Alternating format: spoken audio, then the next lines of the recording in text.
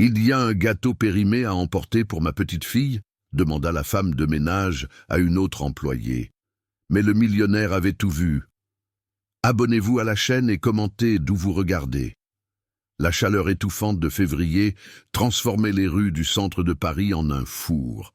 L'asphalte fondait sous le soleil implacable, et même à l'intérieur du moderne bâtiment d'affaires Vista Lapa, avec son puissant climatiseur et sa façade en verre réfléchissant, il était impossible d'échapper complètement à la température brûlante qui dominait la ville. Le bâtiment de 20 étages se dressait majestueusement dans la région portuaire revitalisée, un symbole de la croissance économique qui contrastait brutalement avec les communautés qui s'étendaient sur les collines voisines. Camille Martin, 29 ans, nettoyait méthodiquement le sol en marbre italien du rez-de-chaussée, déplaçant la serpillière avec des mouvements précis et économiques qui témoignaient d'années d'expérience. Ses cheveux châtains étaient attachés en un chignon pratique, quelques mèches rebelles collant à son front moite. L'uniforme bleu marine, impeccablement propre malgré des signes d'usure aux coutures, contrastait avec sa peau bronzée qui brillait sous les lumières laides du hall. Elle avait cette beauté discrète et authentique des femmes travailleuses, des yeux marrons expressifs, un sourire qui illuminait son visage lorsqu'il apparaissait, et une posture digne que nulle adversité n'avait réussi à briser. L'agitation de fin d'après-midi était intense. Des cadres en costumes coûteux passaient rapidement, parlant fort au téléphone de contrats millionnaires et de réunions à Lyon. Des femmes élégantes en talons hauts traversaient le hall comme si elles marchaient sur un podium, leurs sacs de créateurs balançant au rythme de leurs pas confiants. Personne ne remarquait la femme qui maintenait cet environnement immaculé comme si elle faisait partie de la décoration. Camille vérifia l'horloge numérique sur le mur, 16h47. Dans un peu plus d'une heure, sa journée de travail se terminerait et elle courait pour prendre 2 bus jusqu'à Montmartre, où sa fille Sophie l'attendait chez Geneviève, la voisine retraitée qui s'occupait de la petite en échange d'un petit coup de main avec les courses du mois. Aujourd'hui était spécial. Sophie fêtait ses 6 ans. Et Camille avait promis une fête, même en sachant que l'argent ne suffisait même pas pour l'essentiel. La réalité financière était cruelle. Le salaire d'agent d'entretien ne couvrait guère le loyer de la petite maison de 2 pièces, les factures de base et la nourriture. Ce mois-ci, une facture d'électricité plus élevée avait consommé le peu qu'elle pouvait économiser. Il n'y avait pas d'argent pour un gâteau, un cadeau ou tout autre petit plaisir qu'un enfant mérite pour son anniversaire. Camille avait passé la nuit précédente éveillée, essayant de trouver une solution. C'est alors que ses pas l'amenèrent à la petite cafétéria qui fonctionnait au rez-de-chaussée du bâtiment. L'odeur de café fraîchement préparé se mêlait à l'arôme sucré de gâteaux et de pâtisseries, créant une atmosphère accueillante qui contrastait avec la froideur corporative du reste du bâtiment. Marc, le serveur de 45 ans aux cheveux gris et au sourire maternel, organisait les douceurs dans la vitrine lorsqu'il vit Camille s'approcher hésitante. « Salut Camille, ça va ma fille ?» demanda Marc, remarquant immédiatement l'expression tendue de sa collègue. Camille regarda autour d'elle, vérifiant qu'il n'y avait personne à proximité. Sa voix sortit presque en un murmure, chargé de honte et de désespoir. « Marc, s'il te plaît, as-tu un gâteau périmé que je pourrais emporter pour ma fille? Aujourd'hui, c'est l'anniversaire de Sophie et je... » Sa voix se brisa. Camille mordit sa lèvre inférieure, luttant contre les larmes qui menaçaient de jaillir. Ses mains calleuses, à force de travailler dur, tremblaient légèrement alors qu'elle s'accrochait à la poignée de son sac en simili-cuir déjà usé. « Mon Dieu, Camille !» s'exclama Marc à voix basse, le cœur serré. « Bien sûr, ma fille, laisse-moi voir ce que j'ai ici. » Ce que ni l'une ni l'autre ne savaient, c'est que de l'autre côté de la paroi de verre, réfléchissant qui séparait la cafétéria d'un des bureaux administratifs, quelqu'un avait entendu chaque mot de cette conversation, Alexandre Dupont, 45 ans, était en train de faire l'une de ses inspections de routine dans le bâtiment lorsqu'il décida de s'arrêter pour évaluer l'affluence de la cafétéria. Alexandre était une figure imposante, grand, épaules larges, cheveux gris parfaitement coiffés et yeux sombres qui transmettaient généralement une froideur calculatrice. Il portait un costume italien impeccable, des chaussures en cuir véritables et une montre suisse qui coûtait plus que le salaire annuel de nombreux employés. Sa présence commandait respect et peur à parts égales dans les couloirs de l'entreprise.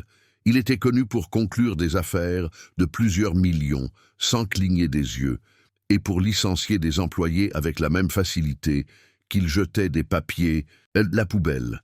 Mais à ce moment-là, quelque chose de différent se produisit.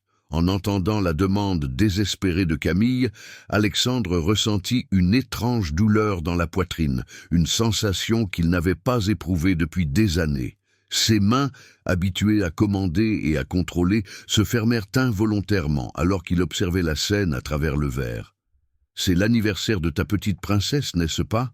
dit Marc avec tendresse, fouillant parmi les douceurs. « Regarde, j'ai ce gâteau au chocolat qui reste d'hier. Il n'est pas mauvais, juste un peu sec sur les bords. » Camille prit la petite part, enveloppée dans une serviette comme si c'était le trésor le plus précieux du monde. « Merci beaucoup, Marc. Je te le rendrai, sois-en sûr. »« Pas de souci, ma fille. Les enfants méritent une fête pour leur anniversaire. » Alexandre continua d'observer, tandis que Camille rangeait soigneusement le gâteau dans son sac et se dirigeait vers les vestiaires pour se changer. Il y avait quelque chose chez cette femme qui l'intriguait, une dignité inébranlable, même face à l'humiliation, un amour maternel qui transparaissait dans chaque geste. Lui, qui avait perdu la connexion avec l'humanité au milieu des tableurs et des contrats, se retrouva à se demander quand il avait vu pour la dernière fois un acte d'amour aussi pur et désespéré. Lorsque Camille sortit du bâtiment, Alexandre prit une décision impulsive qui changerait non seulement sa vie, mais le destin de 3 personnes. Il prit les clés de sa berline noire, importée dans le parking privé, et gardant une distance sûre, commença à suivre la femme qui venait de bouleverser les fondations de son monde, apparemment parfait. Le bus 298 cahotait sur les rues défoncées, tandis que Camille s'accrochait au fer du siège, protégeant avec soin son sac qui contenait un petit morceau de gâteau. Le véhicule était bondé à cette heure de pointe, et la chaleur à l'intérieur était suffocante. Des employés de maison, des ouvriers du bâtiment, des vendeurs ambulants et des étudiants se pressaient dans l'espace étroit, tous exhalant la fatigue d'une nouvelle journée de lutte pour la survie à Paris. Camille observait à travers la fenêtre embuée le paysage qui changeait progressivement, alors que le bus s'éloignait du centre et se dirigeait vers les banlieues. Les immeubles modernes en verre laissaient place à des constructions plus anciennes, des maisons simples, de petits commerces avec des enseignes colorées et des façades écaillées par le temps. C'était comme traverser 2 mondes différents au sein de la même ville. À 15 mètres de distance, Alexandre suivait le bus dans sa berline avec la climatisation glaciale, la musique d'ambiance et des sièges en cuir climatisé. Pour la première fois depuis des années, il prêtait une attention réelle au trajet qu'il n'avait jamais emprunté. Ses mains, habituées au volant de voitures importées sur des voies rapides, naviguaient désormais dans des rues étroites où des enfants jouaient sur le trottoir et des dames discutaient devant leur maison. « Qu'est-ce que je fais ici ?» murmura-t-il pour lui-même, mais il ne pouvait pas faire demi-tour.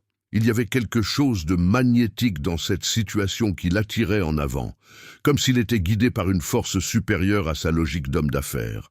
Le premier bus s'arrêta au terminal de Montreuil et Camille descendit avec des dizaines d'autres passagers.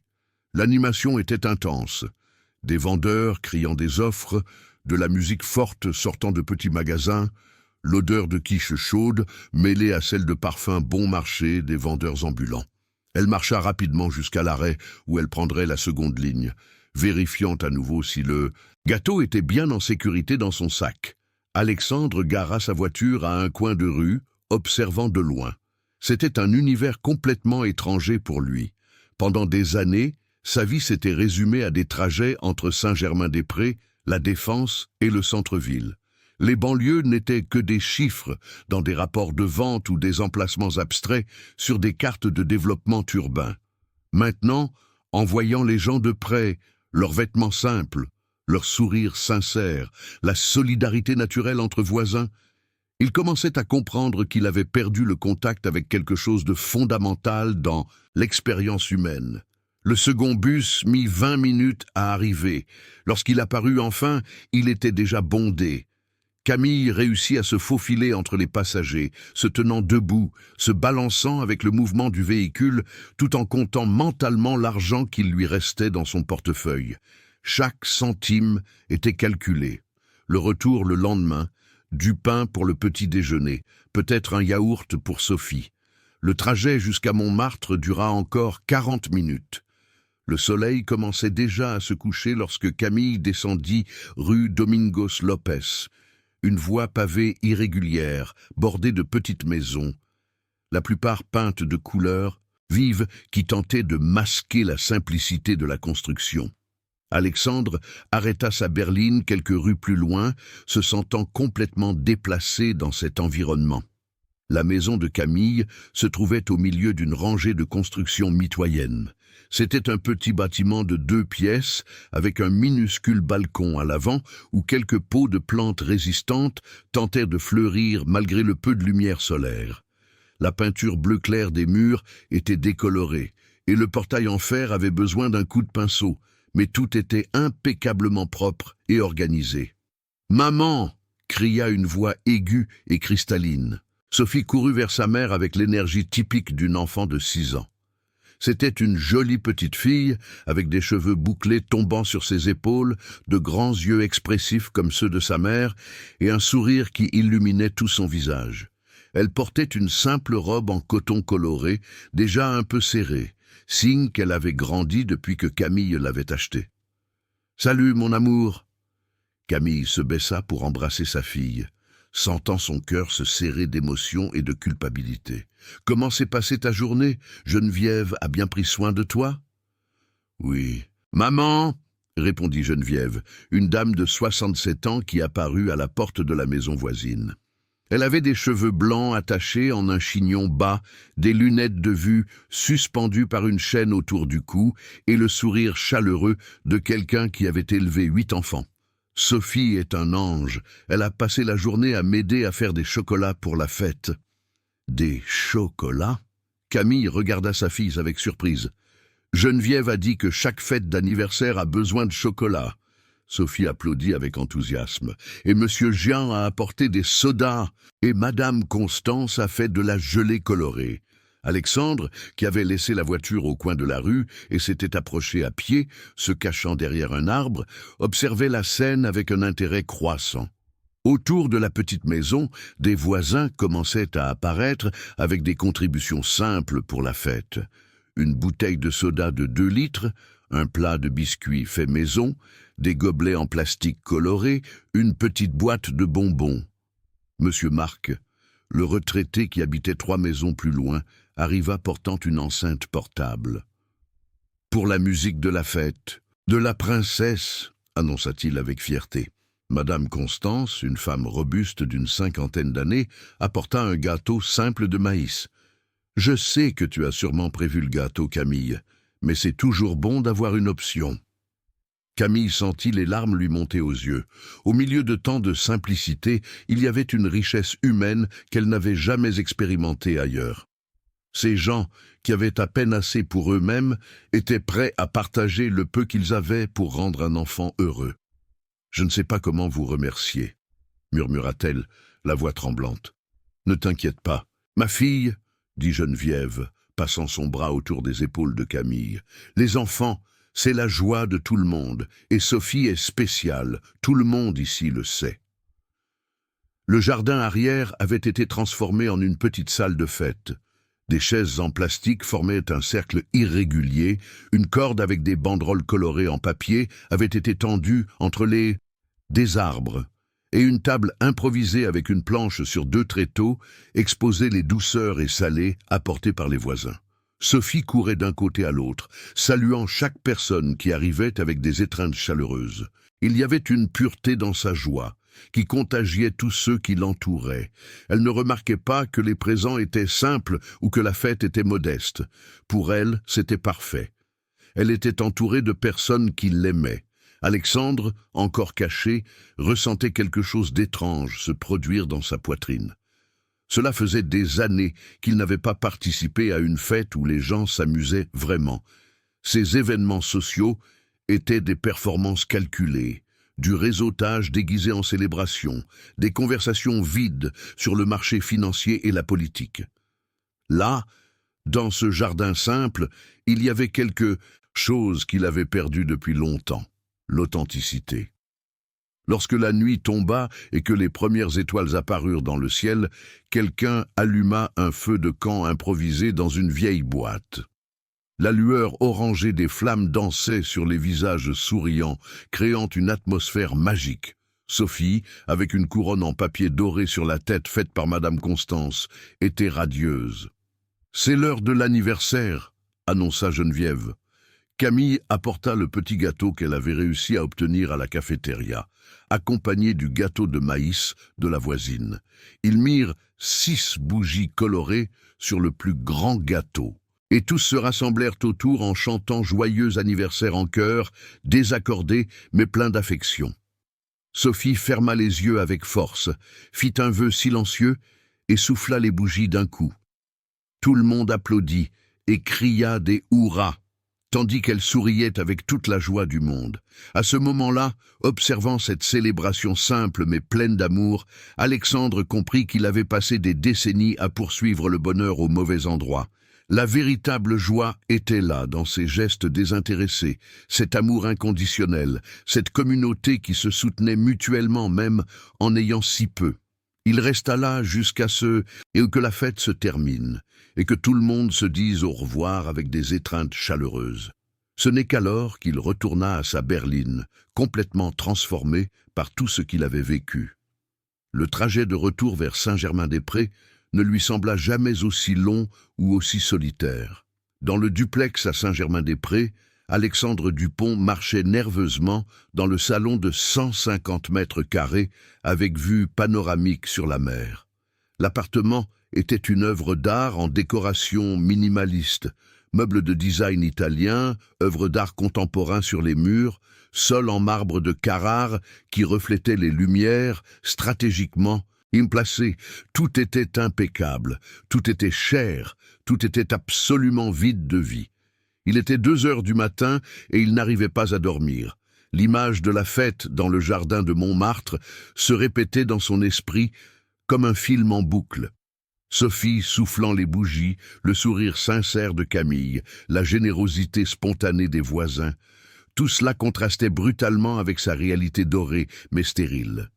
Il se servit un whisky écossais de 25 ans, s'assit dans le fauteuil en cuir qui coûtait plus que le salaire annuel de Camille et regarda l'océan à travers le mur de verre. Combien de fêtes avait-il donné dans cet appartement? Des dizaines, des centaines peut-être, des cadres, des politiciens, des people, tous buvant du champagne français, mangeant des canapés sophistiqués et parlant affaires, mais aucune de ces réunions n'avait eu un dixième de la véritable joie qu'il avait vécue cette nuit-là. « Que diable m'arrive-t-il » murmura-t-il, passant la main dans ses cheveux grisonnants. Le lendemain, Alexandre arriva plus tôt au bureau. Il n'arrivait pas à se concentrer sur les rapports financiers éparpillés sur la table en acajou importé. Jonas Martin, son assistant personnel depuis 8 ans, remarqua immédiatement le changement de comportement de son patron. « Monsieur Dupont, ça va? Vous avez l'air distant aujourd'hui, » observa Jonas, un homme de 35 ans, mince, toujours impeccablement habillé et avec une efficacité presque robotique qui le rendait indispensable. « Je vais très bien, Jonas. Je pense juste à de nouveaux projets, » répondit Alexandre, détournant le regard. Mais ce n'était pas vrai. Pendant toute la matinée, Il se surprit à chercher des excuses pour descendre au rez-de-chaussée. Vers 10 heures, il feignit une inspection de routine des systèmes de sécurité. À 11 heures, il prétendit vérifier la qualité des services de nettoyage. À midi, il inventa une conversation nécessaire avec la direction de l'immeuble.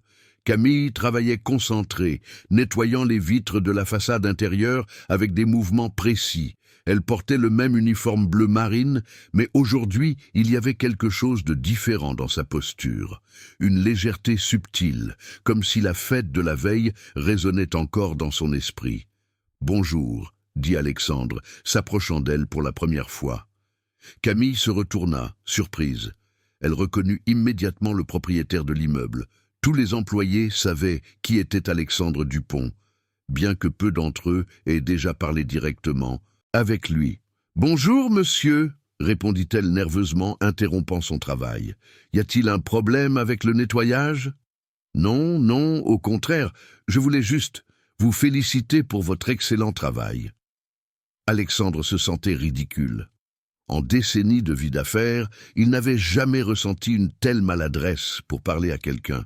« Merci, monsieur Dupont. » Camille se sentit encore plus tendue. Dans son expérience, lorsque les patrons apparaissaient pour « féliciter », cela signifiait généralement licenciement ou augmentation de responsabilité sans augmentation de salaire. « Comment s'est passé l'anniversaire de votre fille ?» La question sortit avant qu'Alexandre puisse se contrôler. Camille écarquilla les yeux, complètement surprise. Comment savait-il pour l'anniversaire de Sophie ? C'était très bien, monsieur. Merci de demander. Quel âge a-t-elle ? Elle a 6 ans. La voix de Camille s'adoucit automatiquement en parlant de sa fille. C'est une fille très intelligente. Elle adore les mathématiques et elle apprend déjà à lire toute seule. Alexandre remarqua comment son visage s'illuminait en parlant de Sophie. C'était le même éclat qu'il avait vu la nuit précédente, quand elle avait embrassé sa fille. Elle doit être très intelligente et belle comme sa mère. Le commentaire fit rougir Camille et elle s'éloigna instinctivement. « Excusez-moi, monsieur, je dois terminer mon travail. »« Bien sûr, bien sûr. Désolé de vous déranger. » Alexandre s'éloigna, mais passa le reste de l'après-midi à penser à cette conversation. Il y avait quelque chose dans la dignité naturelle de Camille qui le fascinait. Elle ne semblait pas intéressée à l'impressionner ou à obtenir des faveurs, contrairement à tant de personnes qui circulaient dans son monde. Dans les jours suivants, une étrange routine s'établit. Alexandre trouvait toujours des raisons de circuler dans les étages où Camille travaillait. Il découvrit il arrivait ponctuellement à 7 heures du matin, faisait une pause de 15 minutes, pour un café avec une brioche à 10 heures, déjeunait rapidement d'un croque-monsieur qu'il avait apporté de chez lui à midi et sortait exactement à 5 heures de l'après-midi. Vous vous intéressez beaucoup aux opérations de base de l'immeuble ces derniers temps, commenta Jonas lors d'une réunion, avec le ton calculateur qu'il utilisait quand il se méfiait de quelque chose. Il est important de connaître tous les aspects de l'entreprise, Jonas, depuis le toit jusqu'au sous-sol. Bien sûr, monsieur, mais il serait peut-être plus efficace de déléguer ces vérifications au superviseur des installations. Alexandre le regarda froidement.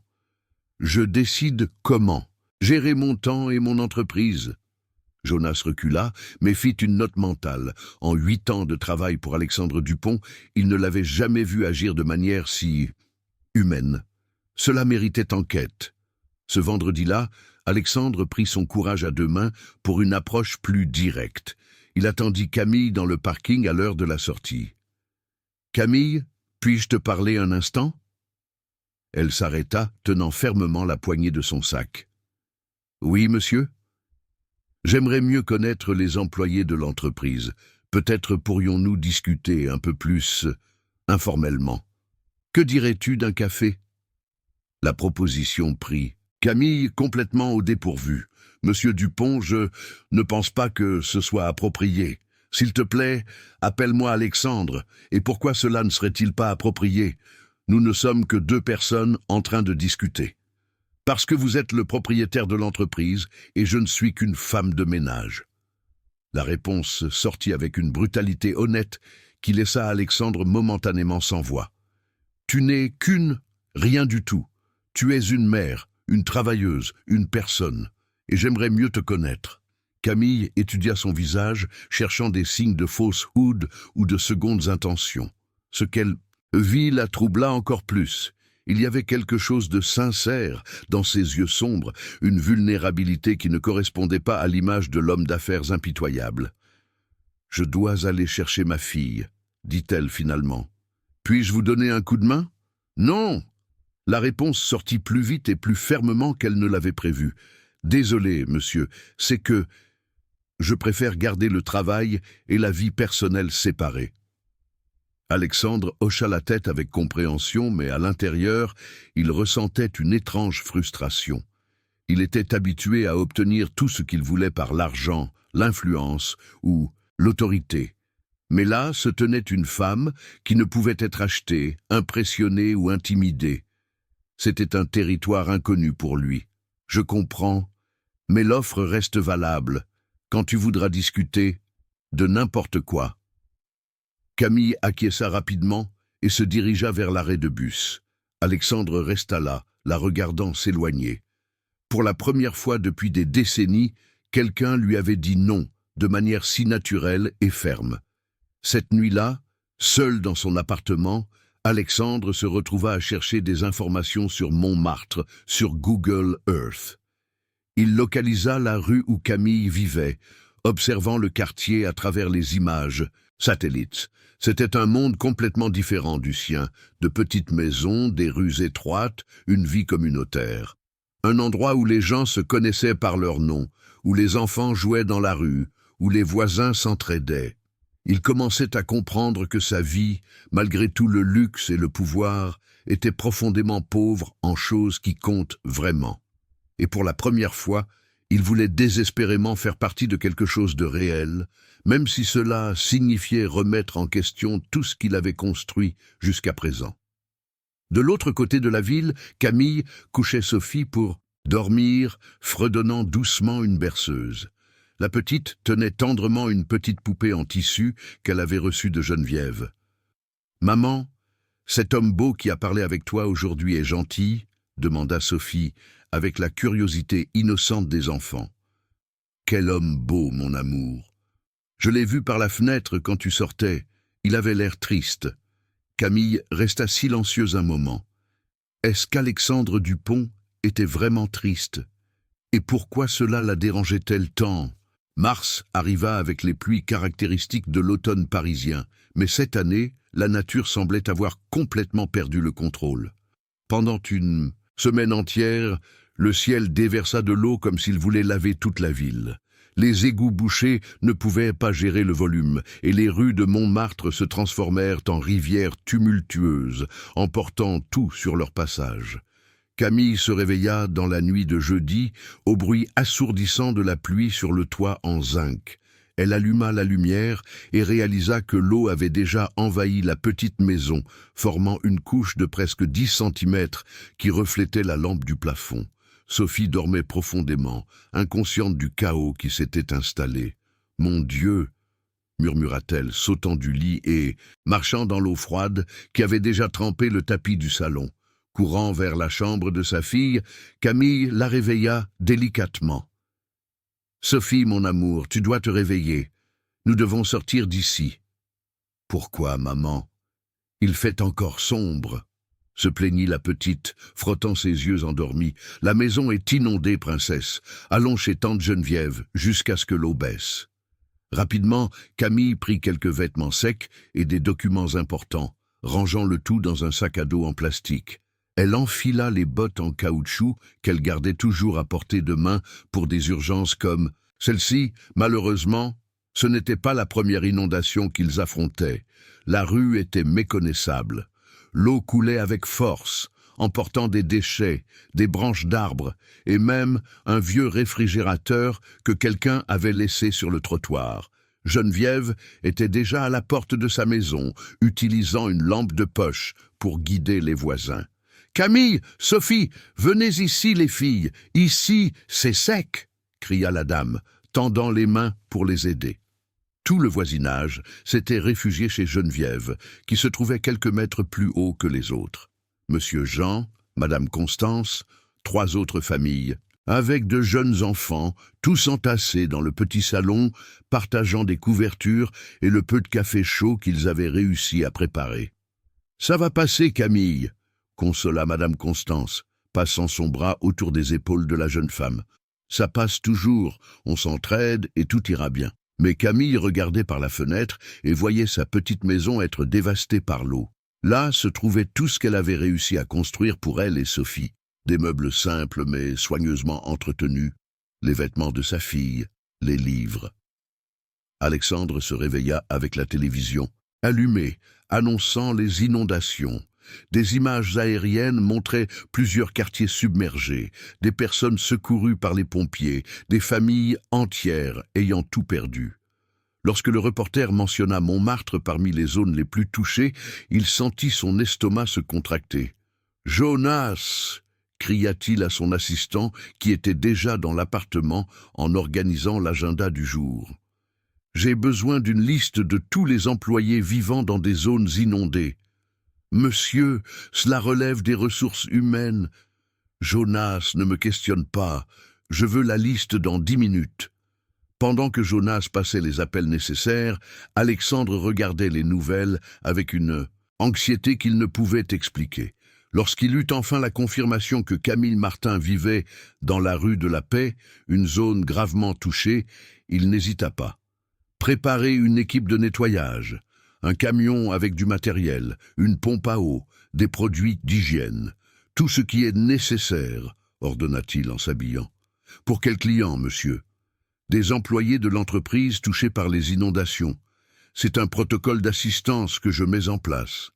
Jonas fronça les sourcils. En 8 ans, il n'avait jamais vu Alexandre montrer une telle préoccupation pour des employés de niveau opérationnel. Mais il obéit au ordre. À 9 heures du matin, une petite caravane de véhicules arriva à Montmartre. Alexandre était en tête, suivi d'un camion de l'entreprise de nettoyage, un autre avec du matériel et une fourgonnette avec des provisions de base. Le contraste était frappant, des véhicules d'entreprise propres et organisés dans une rue encore couverte de boue et de débris. Camille était devant sa maison, en bottes en caoutchouc et gants, essayant d'enlever la boue qui s'était accumulée dans le salon. Sophie jouait dans le jardin de Geneviève avec d'autres enfants, tous transformant la situation en une grande aventure. « Camille !» appela Alexandre en descendant de la voiture. Elle se retourna, complètement surprise. « Monsieur Dupont, que faites-vous ici ? » « Je suis venu aider. C'est un protocole de l'entreprise pour les employés touchés par des urgences naturelles. » Camille regarda d'un air méfiant la petite suite qui s'organisait dans la rue. « Protocole ? Je n'ai jamais entendu parler de ça.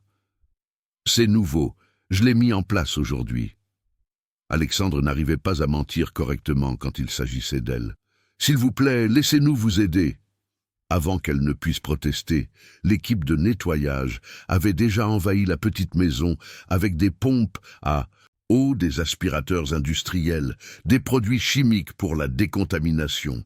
C'était une opération militaire en efficacité. « Ce n'est pas nécessaire, » commença Camille. « C'est nécessaire, » interrompit Alexandre, retroussant les manches de sa chemise. « Où puis-je aider ?»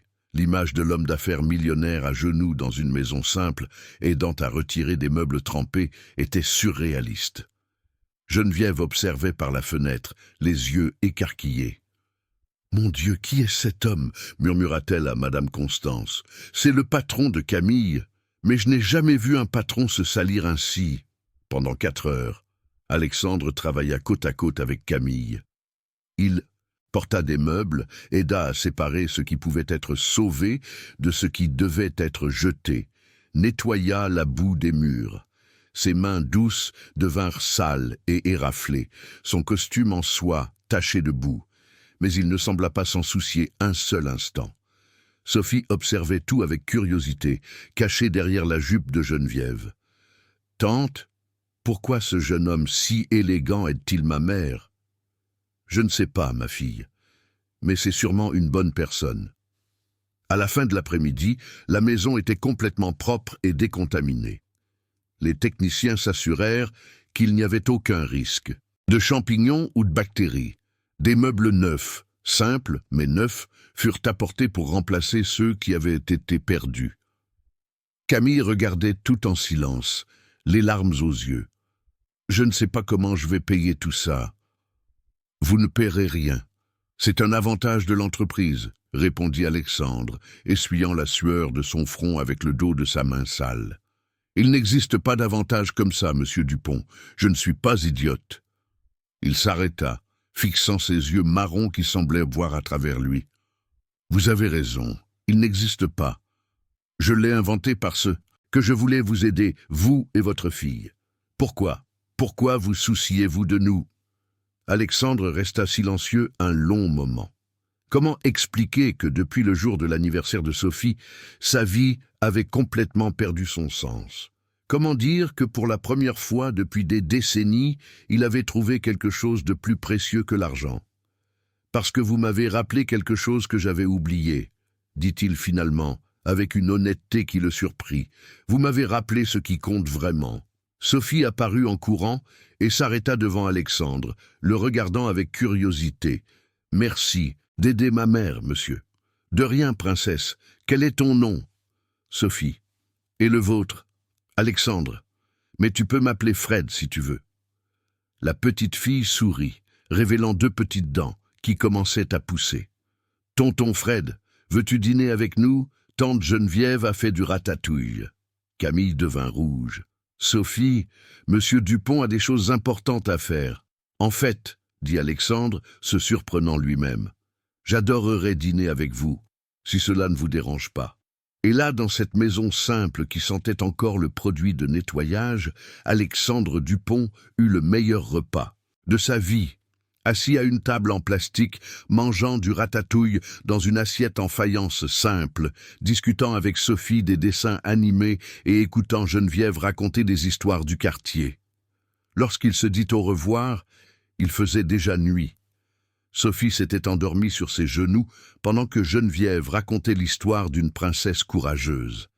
Camille le regardait avec une expression qu'il ne pouvait déchiffrer. « Merci pour tout ce que vous avez fait aujourd'hui, » dit-elle en se disant au revoir à la porte. « Je vous remercie.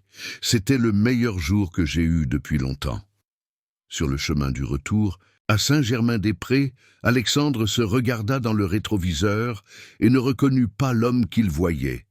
Il était sale, fatigué, avec les cheveux en désordre.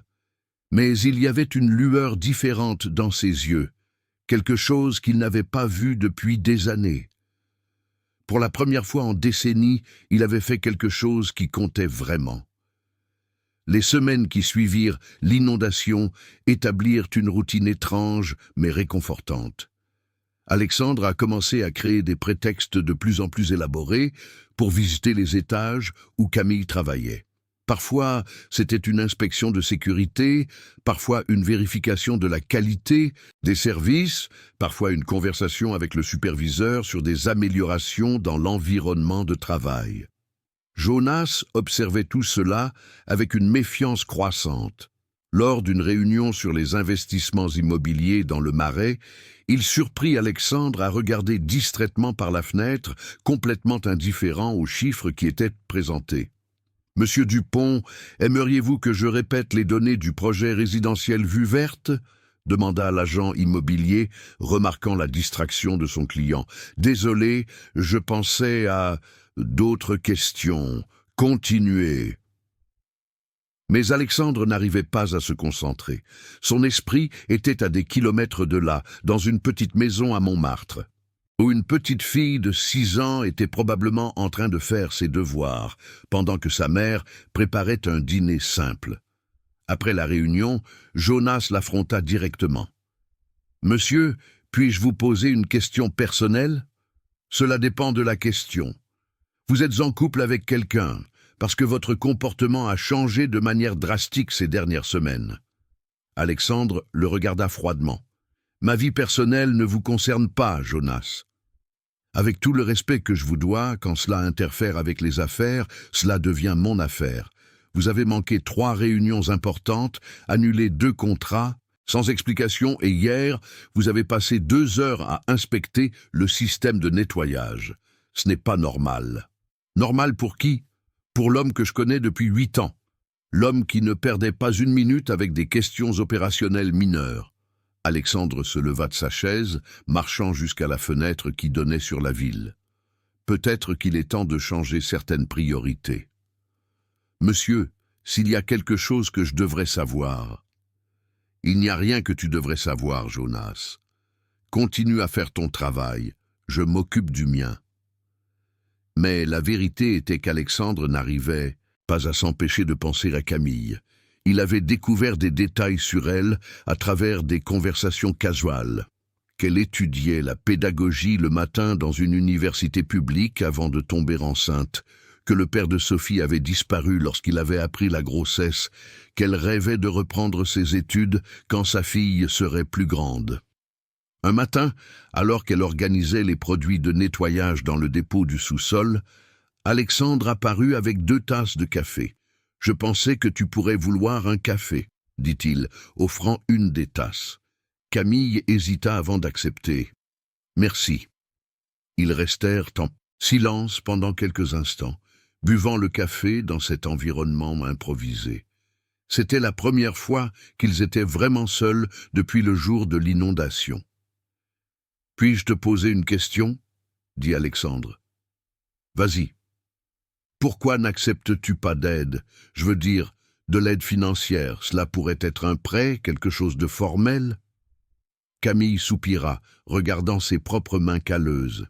« Parce que j'ai appris que tout dans la vie a un prix, et je ne veux rien devoir que je ne puisse pas rembourser, pas même si c'était pour améliorer la vie de Sophie. » Le nom de sa fille touchait toujours une corde sensible, surtout à cause de Sophie. Je veux qu'elle apprenne que la dignité ne se négocie pas. Dignité. Alexandre répéta le mot comme s'il goûtait une nouvelle saveur. Peux-tu m'apprendre cela? Camille le regarda surprise. Apprendre? Tu rigoles? Je ne rigole pas. J'ai passé ma vie à mesurer tout en termes de profit et de perte. Tu m'as fait réaliser qu'il y a des choses qui ne peuvent pas être calculées ainsi. Avant qu'elle puisse répondre, le téléphone d'Alexandre sonna. C'était Jonas avec une urgence d'entreprise qui nécessitait une attention immédiate. Lorsqu'il sortit en hâte, Camille resta là, essayant de comprendre ce qui se passait avec cet homme puissant qui semblait perdu comme un enfant. La semaine suivante, lors d'une de ses inspections de routine, Alexandre remarqua que Camille portait toujours un petit carnet dans son sac. Un jour, alors qu'elle nettoyait les vitres de la réception, le carnet tomba au sol et quelques feuilles se répandirent. « Laisse-moi le prendre », dit-il, s'abaissant pour ramasser les papiers. C'est alors qu'il vit des feuilles d'une écriture soignée, listant des dettes et des montants avec une précision mathématique. Boulangerie de Monsieur Laurent, 23,50 €, pain à crédit pendant la semaine de l'inondation.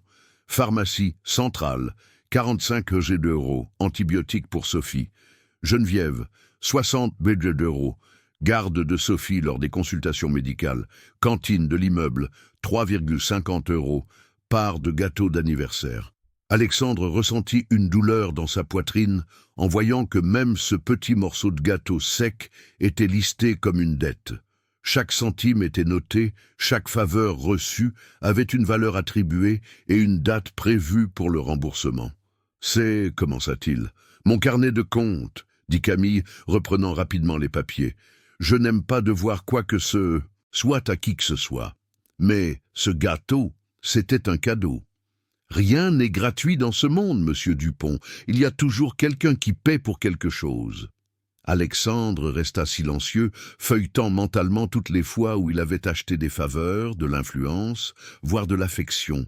Il n'avait jamais rencontré quelqu'un qui tenait une comptabilité émotionnelle aussi rigoureuse.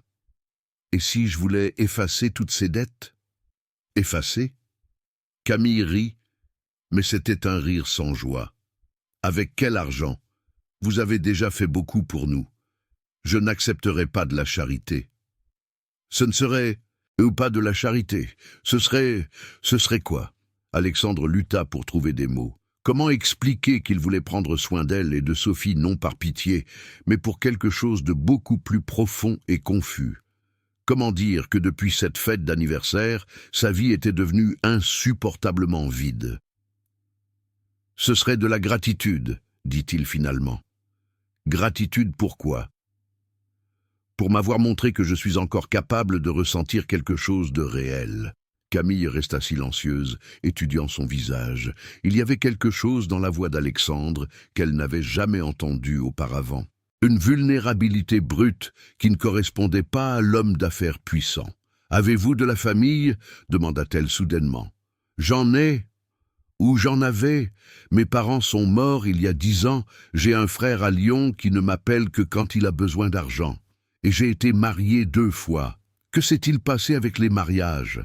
Alexandre hésita. Comment expliquer que les 2 épouses l'avaient quitté pour la même raison?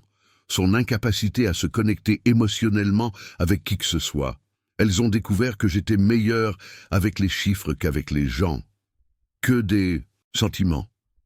Et maintenant, j'essaie d'apprendre la différence entre prix et valeur. Camille rangea son petit carnet dans son sac, mais son expression s'était adoucie. C'est difficile de désapprendre une vie entière, monsieur Dupont. Alexandre, corrigea-t-il. Eh oui, c'est difficile, mais peut-être que ça vaut la peine d'essayer. Ce soir-là, seul dans son appartement, Alexandre prit son propre carnet, un Moleskine en cuir importé où il notait ses idées d'affaires. Il feuilleta les pages remplies de chiffres, de projections de bénéfices, de stratégies d'investissement. Puis il prit un stylo et sur une page blanche écrivit « Choses qui n'ont pas de prix ». Le sourire de Sophie soufflant sur les bougies, la dignité de Camille refusant des faveurs, le sentiment de faire quelque chose de bien, la paix d'une table simple partagée, l'honnêteté de celui qui note même 3,50 € dans son carnet de dettes.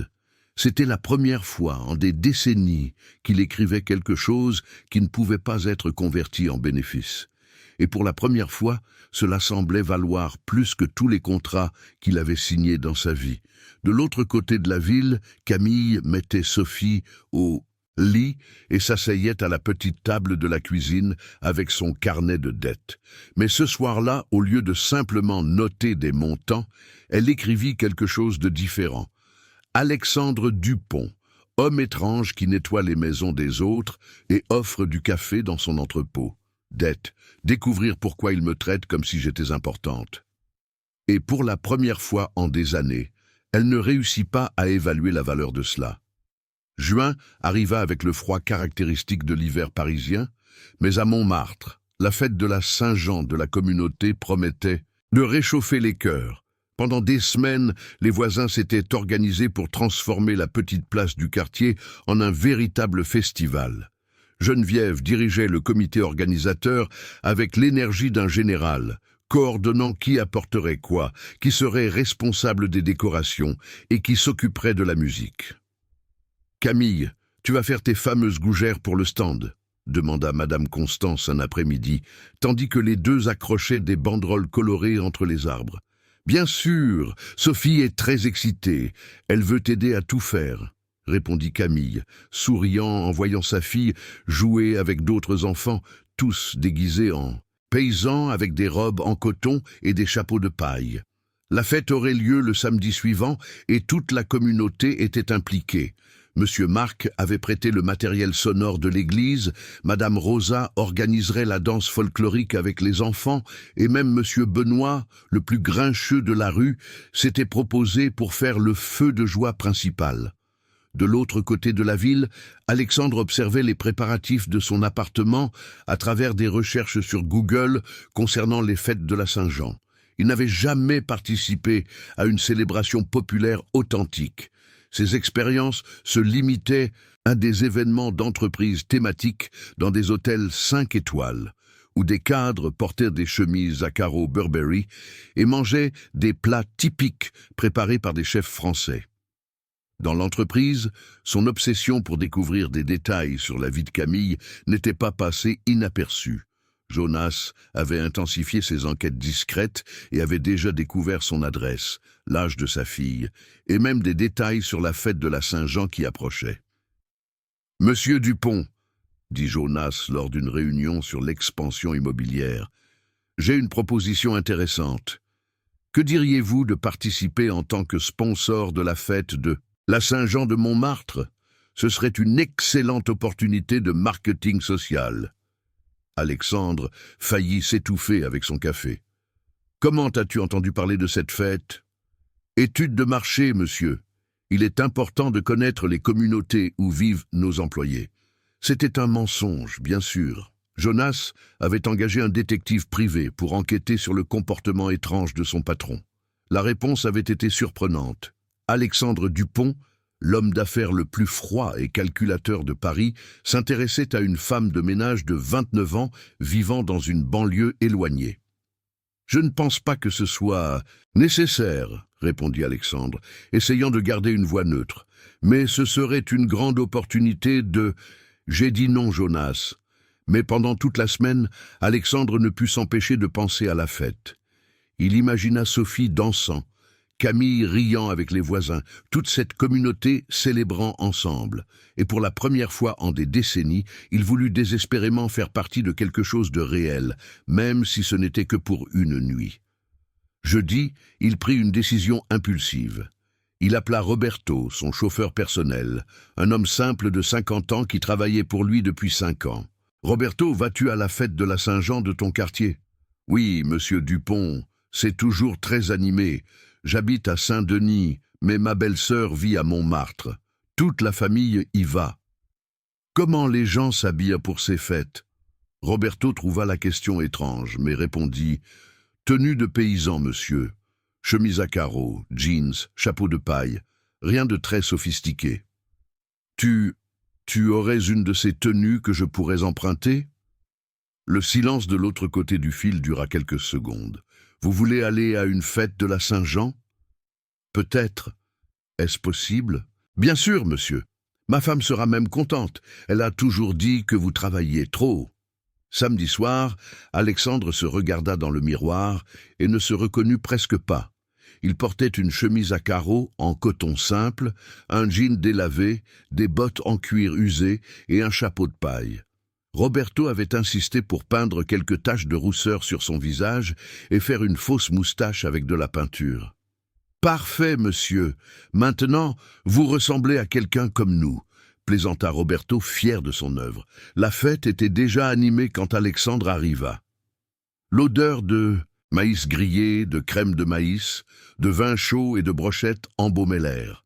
Des banderoles colorées flottaient dans le vent froid, la musique folklorique résonnait fort, et des dizaines de personnes dansaient autour du feu de joie qui crépitait au centre de la place. Sophie était méconnaissable dans un costume de paysanne complet, robe en coton avec volant, tresse avec des rubans colorés, taches de rousseur peintes sur ses joues roses. Elle courait d'un côté à l'autre avec d'autres enfants, portant des banderoles et participant aux jeux organisés par Madame Rosa. Camille était au stand des gougères, portant un chemisier à carreaux qui mettait en valeur ses yeux marrons et une jupe en coton évasée. Il y avait quelque chose de différent en elle ce soir-là, une légèreté, l'allégresse spontanée qu'Alexandre n'avait jamais vue. Elle riait aux éclats des blagues de Monsieur Jean, dansait de manière décontractée avec Sophie, participait à la danse folklorique avec la naturelle de quelqu'un qui avait grandi dans cet environnement. Alexandre observait de loin pendant presque 1 heure, fasciné. Là se trouvait un monde où l'argent n'achetait pas l'entrée. Il fallait appartenir, être accepté, faire partie d'un réseau de relations, construit au fil des ans à travers de petits gestes de solidarité. « Salut, jeune homme, tu n'es pas d'ici, n'est-ce pas ?» dit une petite voix aiguë. Alexandre se retourna et vit Sophie debout à côté de lui, le regardant avec curiosité. Son cœur s'emballa. Allait-il être reconnu ? « Comment le sais-tu » demanda-t-il, essayant de dissimuler sa voix. « Parce que je connais tout le monde ici. Tu as l'air d'un jeune homme de la grande ville. » « Et à quoi ressemble un jeune homme de la grande ville » Sophie rit, révélant ses petites dents qui commençaient à pousser. Un peu perdue, un peu effrayée. Mais tu as l'air sympa. Veux-tu danser avec moi? Avant qu'il puisse répondre, la fillette avait déjà pris sa main, l'entraînant au milieu du cercle où les gens dansaient joyeusement. Alexandre se retrouva au centre d'une ronde improvisée, guidé par les mouvements naturels de Sophie, qui riait de son manque d'aisance avec les pas. « Pas comme ça, tonton. Il suffit de suivre la musique », instruisait la fillette avec la patience d'une enseignante. C'est alors que Camille le vit. Elle s'arrêta au milieu de la conversation avec Geneviève, les yeux écarquillés de surprise. Même avec le visage peint et des vêtements simples, elle reconnut immédiatement ses yeux sombres et cette posture élégante qu'il ne pouvait pas cacher complètement. Alexandre réalisa qu'il avait été découvert. Pendant un moment, ils se regardèrent à travers la foule qui dansait entre eux. Il attendit qu'elle vienne le confronter, qu'elle se fâche pour cette intrusion dans sa vie privée. Mais Camille fit quelque chose d'inattendu. Elle sourit. Un sourire sincère, presque amusé. « Tonton, tu connais ma maman ?» demanda Sophie, suivant son regard. « Oui, je la connais.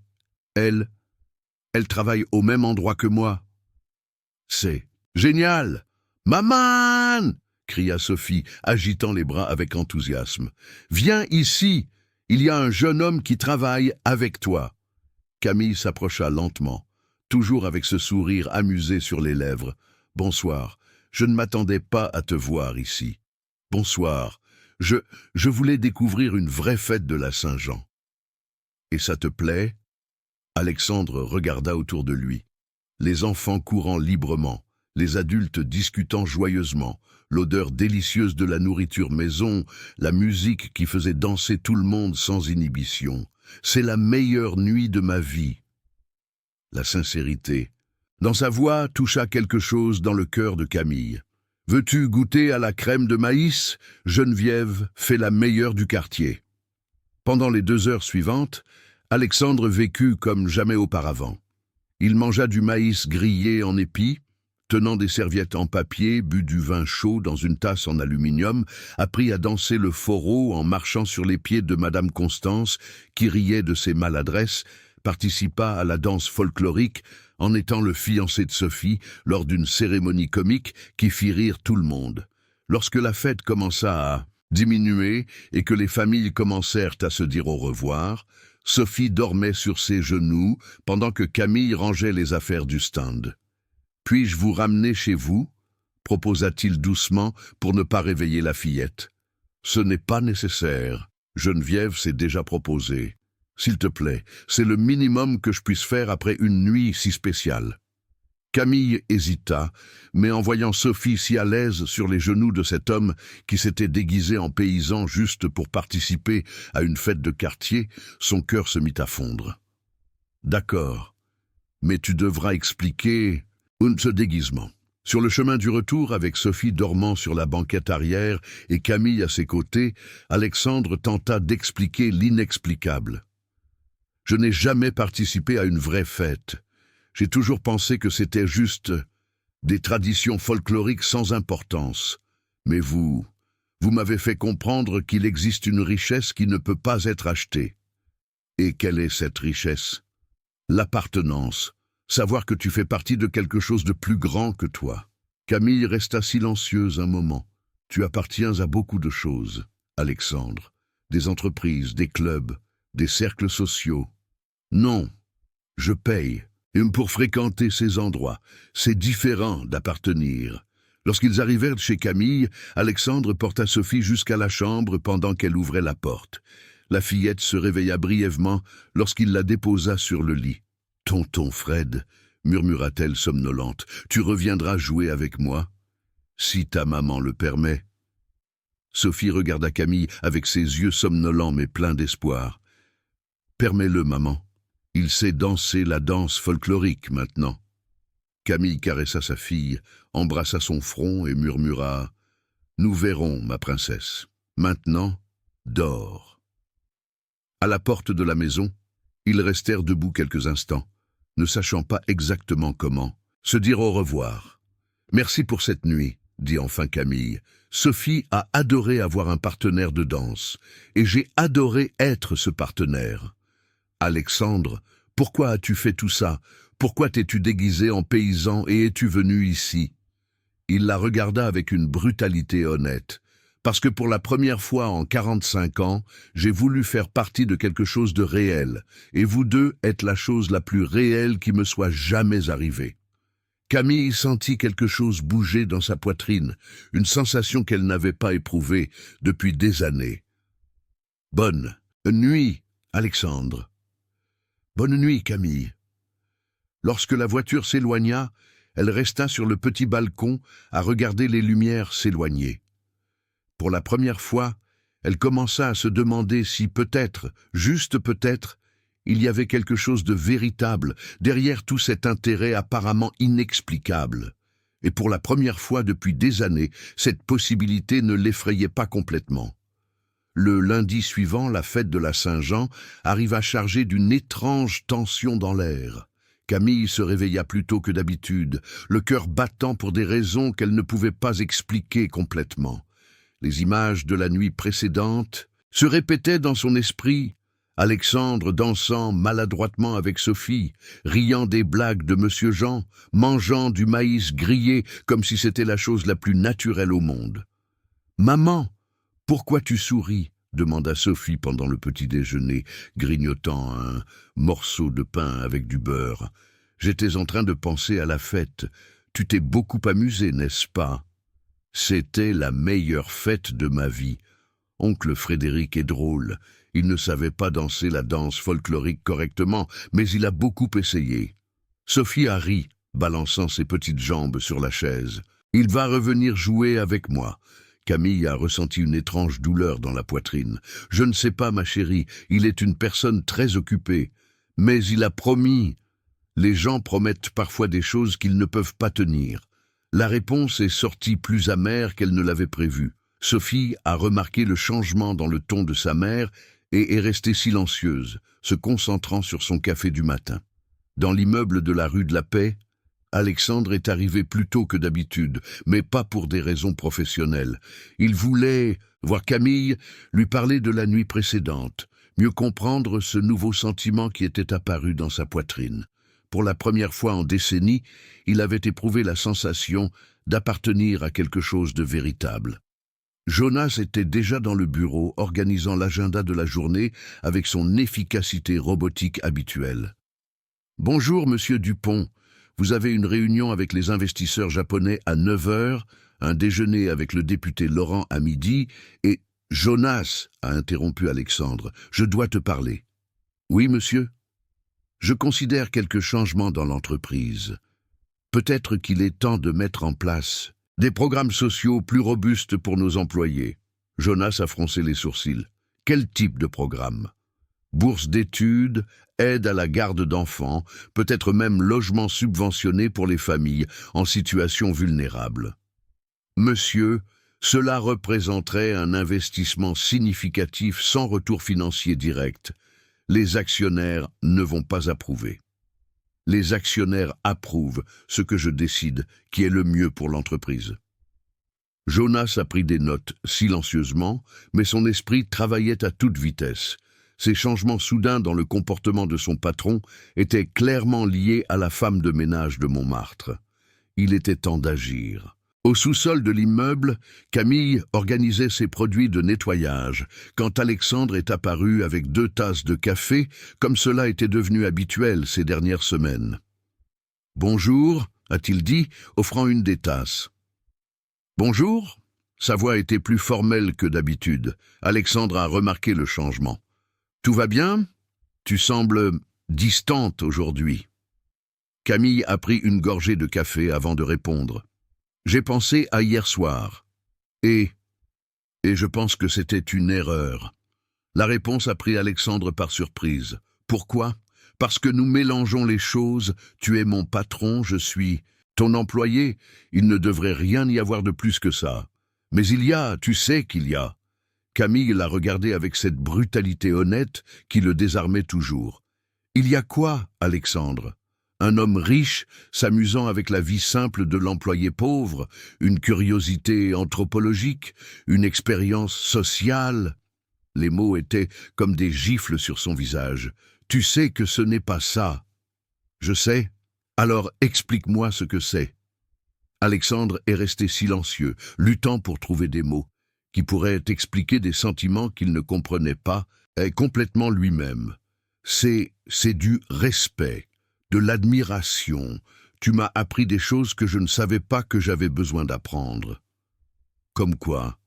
Comme la valeur des petites choses, comme être authentique, comme se soucier de quelqu'un sans rien attendre en retour. Camille a senti quelque chose bouger dans sa poitrine, mais elle a lutté contre ce sentiment.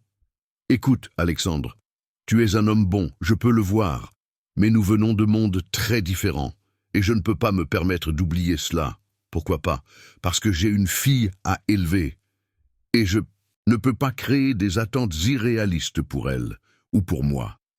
Avant qu'Alexandre puisse répondre, son téléphone a sonné. C'était Jonas avec une urgence qui nécessitait une attention immédiate. Quand il est parti, Camille est restée là, essayant de se convaincre qu'elle avait fait ce qu'il fallait. La semaine a été tendue. Alexandre continuait à trouver des excuses pour la voir, mais Camille maintenait une distance professionnelle stricte. Elle ne répondait que par « oui, monsieur » et « non, monsieur », évitant le contact visuel et mettant rapidement fin à toute tentative de conversation personnelle. Vendredi, la situation a atteint son paroxysme. Camille nettoyait les vitres de la réception quand elle a reçu un appel qui a tout changé. « Allô, Madame Martin?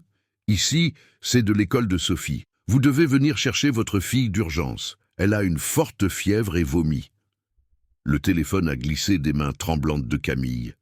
Sophie ne tombait jamais malade. C'était une enfant en bonne santé, pleine d'énergie. La perspective que quelque chose de grave arrive à sa fille l'a laissée désespérée. « Monsieur Joachim » a-t-elle appelé le superviseur de nettoyage. « Je dois partir maintenant. C'est une urgence. »« Camille, tu sais que tu ne peux. Et pas partir avant l'heure sans... Ma fille est malade !»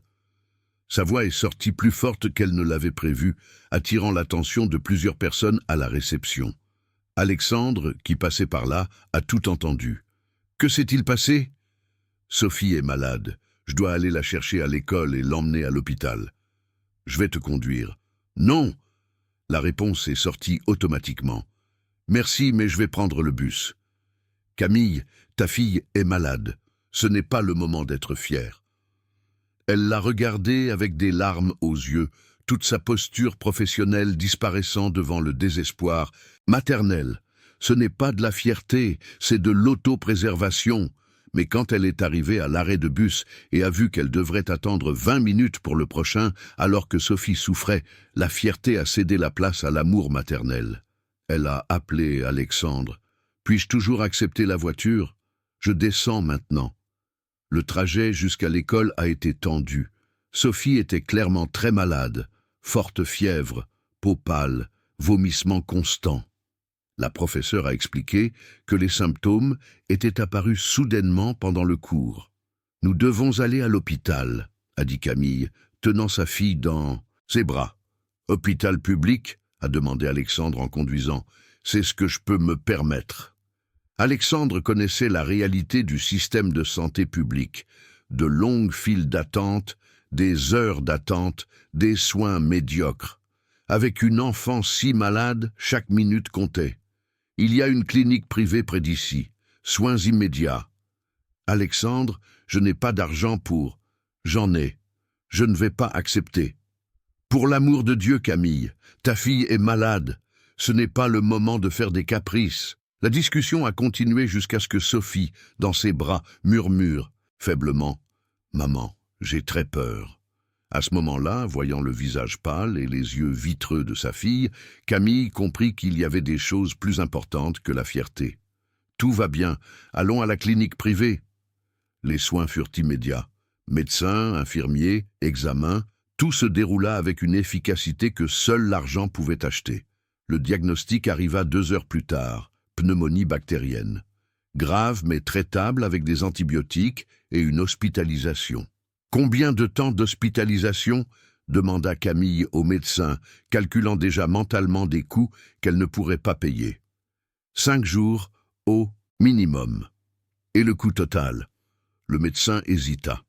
Environ 12 000 €. Camille sentit le sol s'effondrer sous ses pieds. C'était plus d'argent qu'elle ne gagnait en une année entière. Elle regarda Sophie, connectée à la perfusion, respirant avec difficulté, et sut qu'elle n'avait pas le choix. « Je paie », dit Alexandre à voix basse. « Alexandre, ne discute pas. Pas maintenant. » Cette nuit-là, assise à côté du lit où Sophie dormait sous sédatif, Camille rouvrit son petit carnet de doutes. Avec des mains tremblantes, elle écrivit « Alexandre Dupont, 12 000 €, traitement médical de Sophie. Une dette, qui prendra toute une vie à rembourser, mais qui a sauvé la vie de ma fille. » Et pour la première fois, une dette dans son carnet ne semblait pas juste un chiffre. Cela ressemblait à un acte d'amour qu'elle ne savait pas comment rendre, mais qui changeait pour toujours la dynamique entre eux. Alexandre passa toute la nuit à l'hôpital, alternant avec Camille pour qu'elle puisse se reposer. Il n'y avait pas de calcul financier, de stratégie commerciale ou de secondes intentions. Il n'y avait qu'un homme qui avait découvert qu'aimer quelqu'un signifiait faire n'importe quoi pour protéger ceux qu'on aime. Et pour la première fois de sa vie, cela ne semblait pas être une transaction commerciale. Cela semblait être la chose la plus naturelle du monde. 4 mois s'étaient écoulés depuis l'hospitalisation de Sophie. La petite fille s'était complètement rétablie, mais la relation entre Camille et Alexandre avait changé de manière irréversible. La dette de 12 000 € avait créé un lien étrange entre eux. Elle se sentait éternellement reconnaissante, mais terriblement mal à l'aise, tandis qu'il découvrait que aider sans attendre de retour était plus gratifiant que n'importe quel business qu'il avait jamais conclu. Camille avait insisté pour signer un contrat formel de prêt avec des intérêts minimes et des mensualités qui correspondaient à son budget, même si cela prendrait des années à rembourser. Alexandre accepta, comprenant que c'était fondamental pour son estime de soi. Dans le carnet, la dette avait gagné une page propre, avec tous les détails notés méticuleusement. La routine des deux s'était établie dans une étrange normalité. Alexandre continuait à trouver des excuses pour la voir pendant le travail, mais maintenant, les conversations étaient plus naturelles, moins tendues. Elle avait cessé de le traiter uniquement comme son patron, mais gardait encore une distance, prudente. « Comment s'est passé le week-end de Sophie ?» demanda-t-il un lundi matin, la rencontrant dans le dépôt du sous-sol. « Elle va bien. Elle est impatiente de montrer la leçon de mathématiques qu'elle a faite. Elle a réussi à résoudre des problèmes que je ne comprends même pas. » La fierté dans la voix de Camille était palpable. « Elle est vraiment très intelligente. Avez-vous pensé à l'inscrire dans une école spécialisée ?» Camille rit sans humour. « Avec quel argent ? Je peine à payer l'école publique. Je pourrais... » Alexandre, non. La réponse fut ferme, mais sans agressivité. Nous avons déjà fait cela une fois. Ne faisons pas de cela une habitude. Alexandre acquiesça, mais mentalement, il cherchait déjà des bourses d'études et des programmes éducatifs qui pourraient bénéficier à Sophie sans blesser la fierté de sa mère. Jonas observait cette routine avec une inquiétude croissante.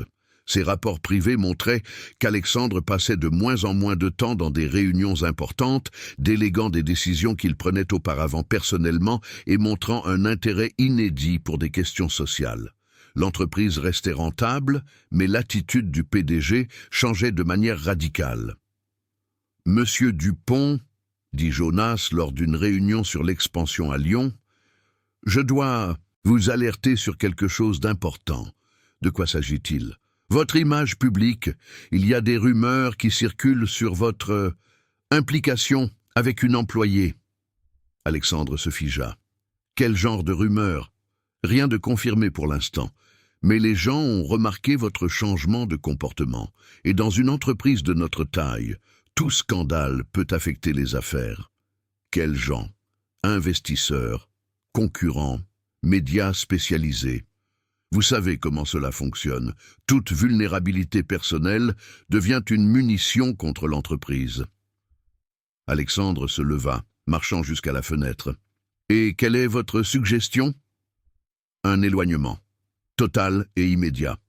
Vous me suggérez de licencier Camille Martin ?» Jonas hésita. Il marchait sur un terrain dangereux, mais croyait protéger les intérêts de l'entreprise. Ce serait la solution la plus propre.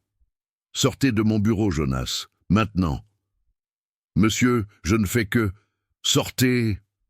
Lorsqu'il se retrouva seul, Alexandre ressentit une colère qu'il n'avait pas éprouvée depuis des années. L'idée que quelqu'un utilise Camille comme une arme contre lui, ou qu'il lui fasse du tort à cause de leur proximité, était inacceptable. Mais il savait que Jonas n'avait pas tort sur les risques. Le monde des affaires était impitoyable face à tout, signe de vulnérabilité. Ce même après-midi, Sophie était chez le médecin pour un examen de routine post-pneumonie. Le pédiatre Dr Henry était un homme de 40 ans qui avait toujours traité la petite fille avec une attention particulière depuis son hospitalisation. « Sophie, peux-tu me montrer comment tu fais des multiplications ?» demanda le médecin, lui tendant du papier et un crayon. La petite résolut rapidement des opérations qui étaient normalement enseignées seulement en 4e année de l'école primaire. Le médecin échangea des regards significatifs avec Camille. « Madame Martin, puis-je vous parler en privé ?» Dans le couloir, Dr Henry alla droit au but. Sophie présente des signes clairs de surdouance. QI bien au-dessus de la moyenne, capacité de raisonnement exceptionnelle. Elle aurait besoin d'une éducation spécialisée. Docteur, j'ai déjà expliqué notre situation financière. Il existe des programmes gouvernementaux, des bourses d'études. Je peux vous aider à rechercher des options. Camille sentit son cœur se serrer. Encore une fois, la réalité de ses limitations financières l'empêchait d'offrir le meilleur à sa fille. Sur le chemin du retour, Sophie demanda « Maman, le docteur a dit que je suis intelligente ?»« Oui, mon amour, tu es très spéciale. Alors, pourquoi es-tu triste ?» Camille s'arrêta au milieu du trottoir, s'abaissant pour être à la hauteur de sa fille. « Je ne suis pas triste, princesse. Je suis fière. Mais parfois ce que nous voulons et ce que nous pouvons faire sont des choses différentes. Oncle Frédéric pourrait t'aider. » L'innocence de l'observation fit rire et pleurer Camille en même temps. « Sophie, oncle Frédéric nous a déjà beaucoup aidés. Nous ne pouvons pas demander plus. Mais il nous aime. Je le vois dans ses yeux. Comment vois-tu cela dans ses yeux? Il a le même regard que toi quand il me regarde. Tout brillant. » La comparaison laissa Camille sans voix. Une enfant de 6 ans avait perçu quelque chose qu'elle luttait pour nier. Ce jeudi-là, Jonas prit une décision unilatérale. Il appela Carlos Mendoza, un journaliste d'investigation connu pour exposer des scandales impliquant des entrepreneurs. La conversation était soigneusement planifiée. « Carlos, j'ai une information qui pourrait t'intéresser. Alexandre Dupont, de Dupont Inc., a une relation inappropriée avec une employée. » Quel genre de relation? Il paie les frais médicaux de sa fille, visite sa maison, apparaît à des fêtes dans la banlieue déguisée. L'homme a complètement perdu le sens des proportions. As-tu des preuves? Des photos, des documents, des témoins, tout ce dont tu as besoin. Jonas croyait sauver l'entreprise d'un futur scandale. Il n'imaginait pas qu'il était sur le point de détruire la seule chose authentique qui était arrivée dans la vie d'Alexandre depuis des décennies. Vendredi, la bombe éclata. Le titre du journal Le Monde était dévastateur. Entrepreneur millionnaire en relation suspecte avec une femme de ménage. L'article contenait des photos d'Alexandre sortant de chez Camille, des détails sur les dépenses médicales de Sophie, des spéculations sur des favoritismes et même des insinuations sur du harcèlement moral. Camille découvrit la nouvelle en arrivant au travail. Des collègues murmuraient dans les couloirs. Certains la regardaient avec pitié, d'autres avec une jalousie mal dissimulée. Son superviseur l'appela dans son bureau avant même 8 heures du matin. « Camille, as-tu vu les nouvelles ?» Elle secoua la tête, véritablement confuse. Le superviseur lui montra le journal. Au fur et à mesure qu'elle lisait, Camille sentait le monde s'effondrer.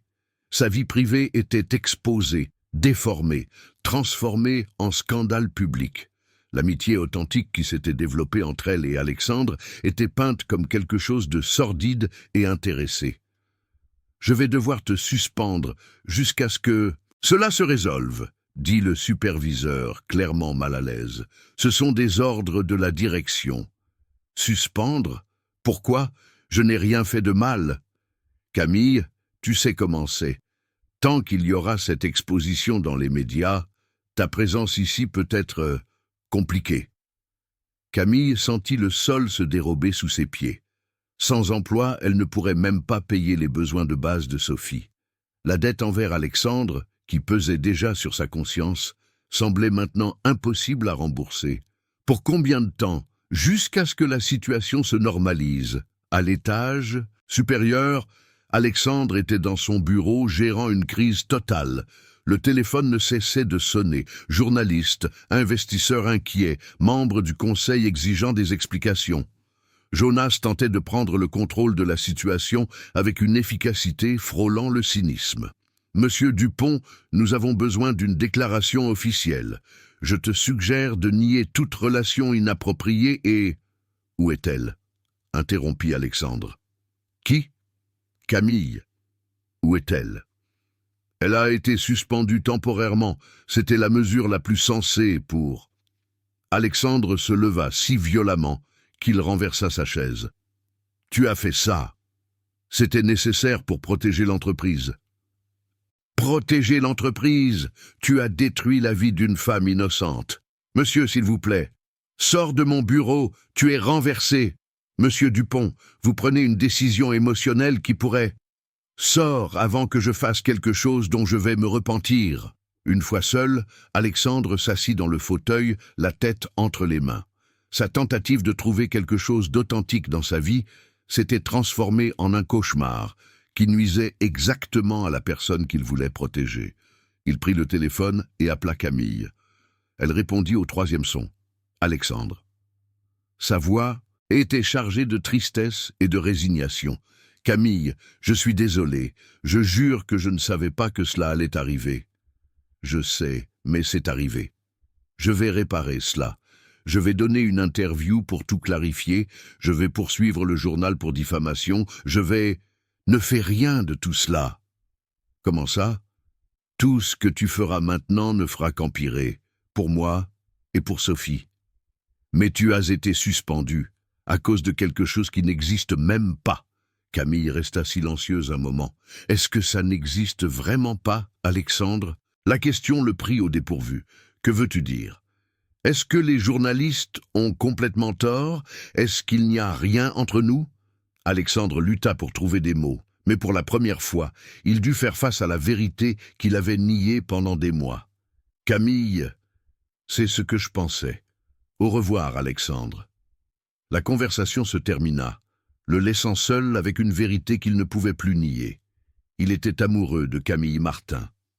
Et cette passion venait de détruire sa vie. 3 semaines s'étaient écoulées depuis le scandale médiatique. Le bruit avait considérablement diminué.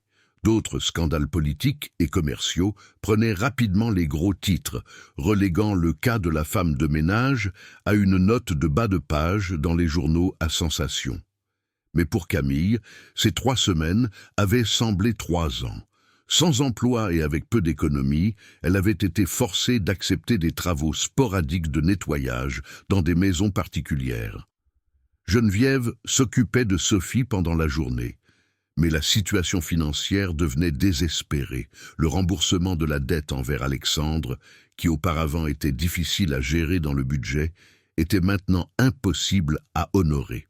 « Maman, pourquoi ? Es-tu toujours triste maintenant ?» demanda Sophie un jeudi après-midi en jouant avec quelques vieux jouets dans le jardin.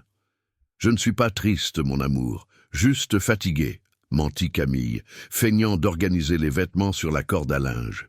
« C'est à cause de l'oncle Frédéric ? Tu t'es disputé avec lui ?» Camille s'arrêta de pendre le linge. Pendant ces 3 semaines, Sophie avait demandé à plusieurs reprises à propos d'Alexandre. C'était difficile d'expliquer à une enfant de 6 ans pourquoi quelqu'un qui semblait tant les aimer avait simplement disparu. « Nous ne nous sommes pas disputés, princesse. C'est juste que des personnes différentes doivent parfois suivre des chemins différents. Mais je l'aimais bien. Il m'a appris à jouer aux dames et a promis de m'apprendre les échecs. » Le cœur de Camille se serra. Il s'était véritablement attaché à Alexandre, et maintenant une autre figure masculine disparaissait de sa vie. C'était un schéma que Camille connaissait trop bien. De l'autre côté de la ville, Alexandre était plongé dans des réunions interminables, essayant de gérer les dégâts causés par le scandale. Il avait licencié Jonas et avait personnellement pris en charge la gestion de crise, mais son esprit était constamment à Montmartre, s'imaginant comment Camille et Sophie s'en sortaient. Il avait essayé de l'appeler plusieurs fois, mais Camille ne répondait pas. Il était passé devant sa maison 2 fois, mais n'avait pas eu le courage de frapper à la porte. Que pourrait-il dire? Qu'il était désolé, qu'il n'avait pas prévu les conséquences, qu'il était amoureux d'elle, mais que cet amour avait détruit sa vie. C'est lors de l'une de ses visites furtives qu'il l'aperçut à l'arrêt de bus, vêtue de vêtements simples et portant des produits de nettoyage. Elle se dirigeait clairement vers un emploi temporaire, et l'image de cette femme digne forcée de recommencer à zéro à cause de lui fut comme un coup de poignard dans la poitrine. Ce vendredi-là, alors que Camille rentrait d'une autre journée de travail acharnée en nettoyant une maison à Saint-Germain-des-Prés, elle découvrit une scène qui changea complètement le cours de sa vie. Un homme se tenait devant sa maison, discutant avec animation avec Sophie à la porte. Il était grand, brun, avec un sourire qu'elle reconnaissait parfaitement même après 7 ans, André-Henri Martin, le père biologique de Sophie. « Bonjour Camille, dit-il en la voyant s'approcher, utilisant ce ton de voix qui parvenait toujours à désarmer ses défenses dans le passé. « André !» La voix de Camille sortit froide comme la glace. « Que fais-tu ici ?»« Maman, ce monsieur a dit qu'il est mon papa !» cria Sophie, courant pour embrasser Camille. « C'est vrai ?» Camille regarda sa fille, puis André, ressentant un mélange de colère, de peur et de protection maternelle qui fit trembler son corps. « Sophie, va jouer là-dedans avec tante Geneviève. Maintenant. »« Mais maman ?»« Maintenant, Sophie !» La petite obéit, mais elle épiait par la fenêtre. Camille attendit d'être sûre que sa fille était hors de portée de la conversation. « Tu as une très belle fille », dit André avec ce sourire qui autrefois la faisait fondre. « Elle me ressemble, n'est-ce pas ? N'ose pas apparaître ici après 7 ans et parler de ma fille comme si elle était la tienne. Techniquement, elle est à moi, biologiquement parlant. Techniquement, tu as disparu quand tu as su que j'étais enceinte. Biologiquement parlant, tu n'es qu'un donneur de sperme. » André rit, mais il y avait une dureté dans ses yeux que Camille ne se rappelait pas. « Waouh, comme tu es devenue amère, Camille. 7 ans t'ont changé. » 7. Elle t'a élevé une fille seule. Ça change effectivement. Que veux-tu, André? Je veux connaître ma fille. Je veux faire partie de sa vie. Pourquoi? Pourquoi maintenant? André hésita une fraction de seconde, mais Camille le remarqua. Parce que j'ai mûri. Parce que j'ai compris qu'un homme a des responsabilités. Tu as mûri où? En faisant quoi? Avec qui? J'ai été à Lyon, travaillant, étudiant, me préparant à être un vrai père. C'était un mensonge. Camille connaissait trop bien André pour ne pas voir quand il inventait une histoire. Mais avant qu'elle puisse le questionner davantage, Geneviève apparut à la porte. « Camille, il y a une très belle voiture garée au coin. On dirait qu'il y a quelqu'un qui regarde par ici. » Camille se retourna et vit la berline noire d'Alexandre garée à quelques rues de là. Même de loin, elle pouvait voir sa silhouette dans le siège du conducteur. « Qui est-ce » demanda André, suivant son regard. « Personne d'important. »« Intéressant. » André sourit d'une manière que Camille n'appréciait pas. « Eh bien, revenons au sujet. Je veux établir une routine de visite avec Sophie. Peut-être quelques week-ends, quelques après-midi. » « Non, Camille, je suis son père. J'ai des droits. Des droits? Quels droits? Tu as signé l'acte de naissance. Tu as payé une pension? Tu as été présent à un moment de sa vie? Je peux corriger cela maintenant. Tu ne peux pas corriger 7 ans d'abandon. André s'approcha, baissant sa voix à un ton plus intime et manipulateur. Camille, je sais que je t'ai blessé. Je sais que j'ai été immature. Mais regarde-toi maintenant, travaillant comme femme de ménage, vivant dans cette petite maison. Ne penses-tu pas que Sophie mérite plus? Sophie a tout ce dont elle a besoin. Vraiment? École privée, assurance santé, de beaux vêtements, des voyages, des opportunités. Chaque mot était une piqûre précise aux points les plus vulnérables de Camille. Elle a de l'amour. Elle a de la dignité. Elle a une mère qui ne l'a jamais abandonnée. Vraiment? Parce que d'après ce que j'ai vu dans les journaux, tu es impliqué avec des hommes riches. Peut-être que ce n'est pas le meilleur exemple pour un enfant. Camille se figea. Comment as-tu su pour les journaux? Tout le monde le sait, Camille. C'était un scandale national. Un homme d'affaires millionnaire et la femme de ménage. Très édifiant pour ta fille. La colère qui envahit Camille était si intense qu'elle dut se retenir de ne pas le frapper. Pars, maintenant. Je ne partirai pas. Et tu sais pourquoi? Parce que j'ai maintenant un avocat. Et mon avocat m'a dit que je peux aller en justice pour garantir mes droits paternels. Quel avocat? Avec quel argent? André sourit, et cette fois, il y avait une malice véritable dans son expression. Disons qu'un bienfaiteur est apparu, intéressé à aider un père à se reconnecter avec sa fille. Camille comprit immédiatement. Quelqu'un finançait André, quelqu'un qui avait intérêt à compliquer encore plus sa vie. Qui? Cela n'a pas d'importance. Ce qui compte, c'est que je vais me battre pour la garde partagée de Sophie.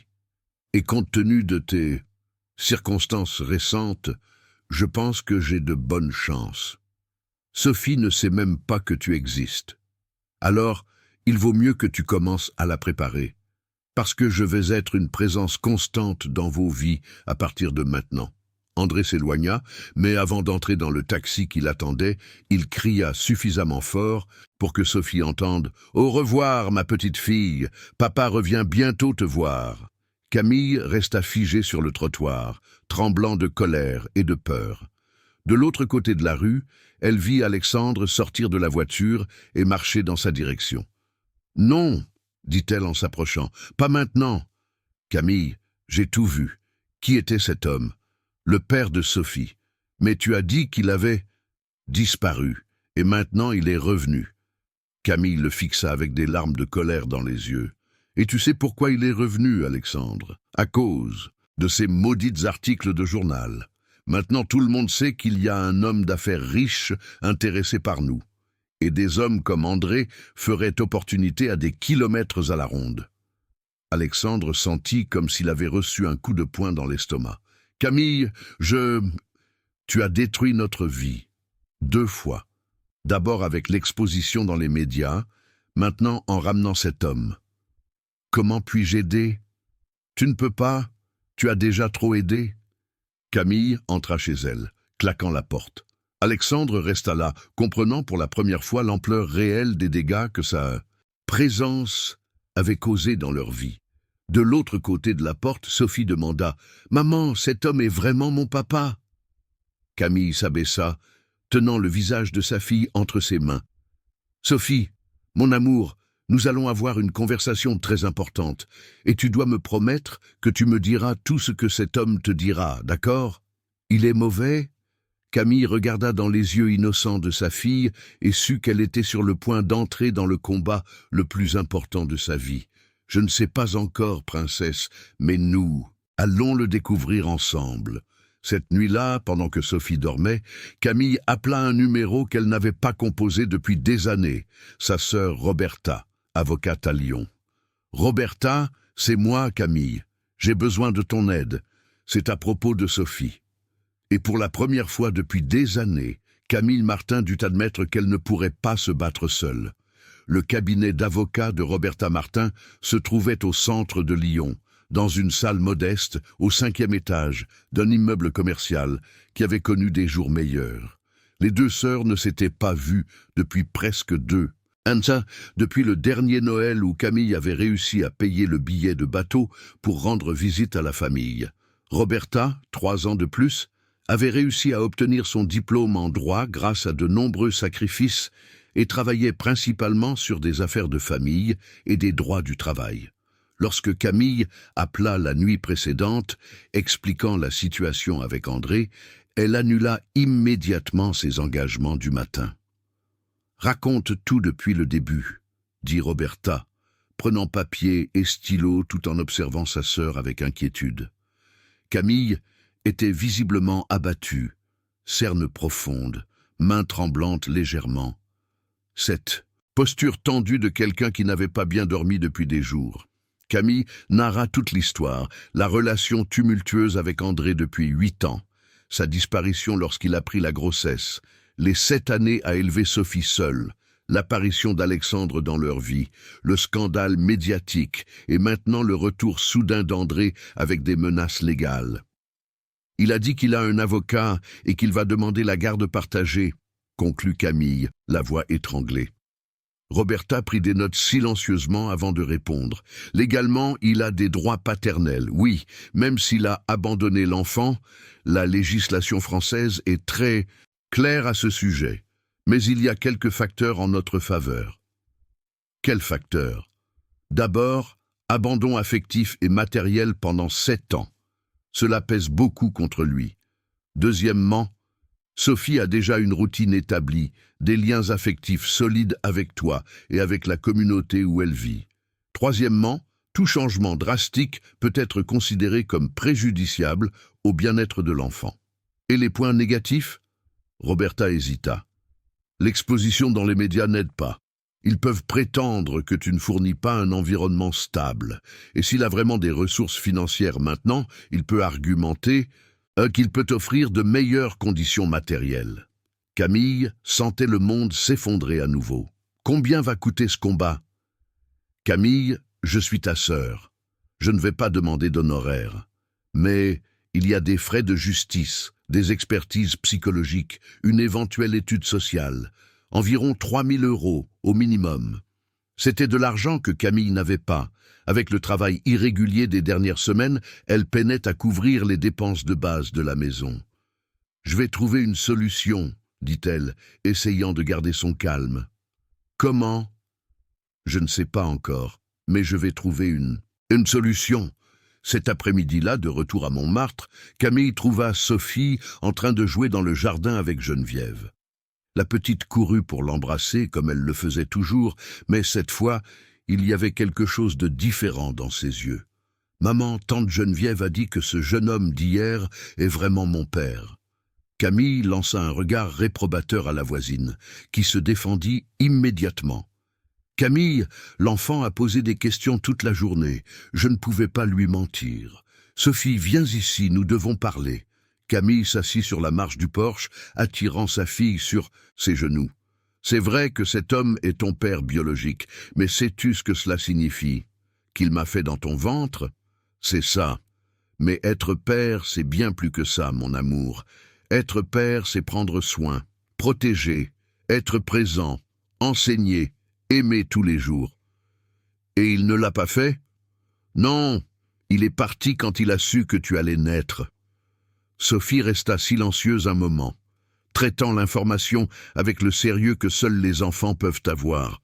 « Et maintenant il veut être mon père? Il dit qu'il le veut. Et tu crois en lui ?» La question prit Camille au dépourvu. Sophie avait toujours été une enfant perspicace, mais cette maturité était effrayante pour une fille de 6 ans. « Je ne sais pas, princesse. C'est pourquoi nous devons être très prudentes. »« Maman? Quoi? L'oncle Frédéric a disparu à cause de ça ?» Camille sentit son cœur se serrer. « Non, mon amour.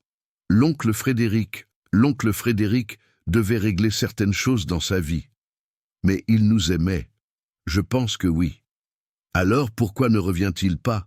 Comment expliquer à une enfant de 6 ans les complexités de la classe sociale, les différences économiques, l'exposition médiatique et les conséquences non intentionnelles de l'amour?